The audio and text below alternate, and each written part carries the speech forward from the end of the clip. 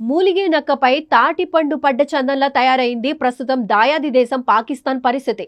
ఇప్పటికే ఆర్థిక ఇబ్బందులతో అతలాకుతలమవుతున్న పాక్కు భారత్ చుక్కలు చూపిస్తోంది.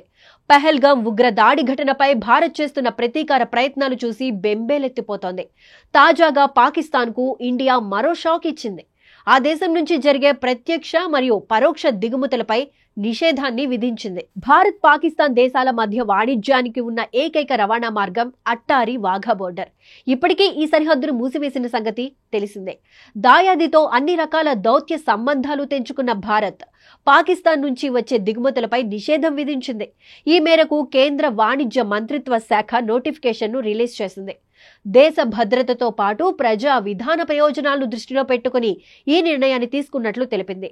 పాకిస్తాన్ నుంచి భారత్కు రవాణా అయ్యే అన్ని రకాల ఉత్పత్తులకు ఈ నిషేధం వర్తిస్తుందని తెలిపింది. పాక్లో ఉత్పత్తి అయ్యే లేదా ఆ దేశం నుంచి ఇండియాకు వచ్చే అన్ని రకాల వస్తువులపై నిషేధం విధిస్తున్నామని చెప్పింది. ఉత్పత్తులకు అనుమతులు ఉన్నప్పటికీ పాక్ నుంచి వచ్చే ఎలాంటి వస్తువులను అనుమతించేది లేదని స్పష్టం చేసింది.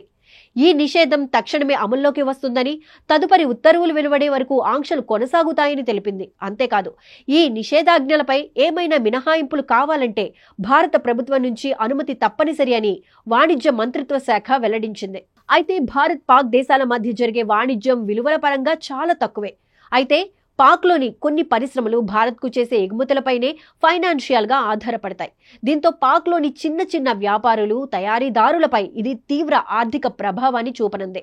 ఇక ఆర్గానిక్ కెమికల్స్, విలువైన లోహాలు, నూనె ఉత్పత్తులు, కొన్ని రకాల పిండి పదార్థాలు, ఎంజైమ్స్, బంక, మసాలా దినుసులు ఇలాంటివి దిగుమతి చేసుకునే వస్తువుల్లో ఉన్నాయి. ఇప్పుడు భారత్ తాజా నిర్ణయంతో పాక్లోని ఆయా రంగాల పరిశ్రమలు, సంస్థలు కుదేలవనున్నాయి. 2019 పుల్వామా దాడి తరువాత పాక్ ఉత్పత్తులపై 200% సుంకం విధించడంతో పాటు చాలా వరకు దిగుమతులను కూడా తగ్గించింది భారత్.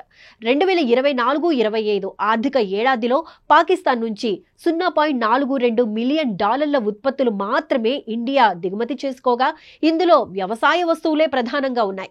అయితే యావత్ ప్రపంచవ్యాప్తంగా భారత్ జరుపుతున్న వాణిజ్యంతో పోలిస్తే ఇది కేవలం 0.1% మాత్రమే. మరోవైపు పాకిస్తాన్తో సముద్ర రవాణా మార్గాలను సైతం భారత్ మూసివేసింది.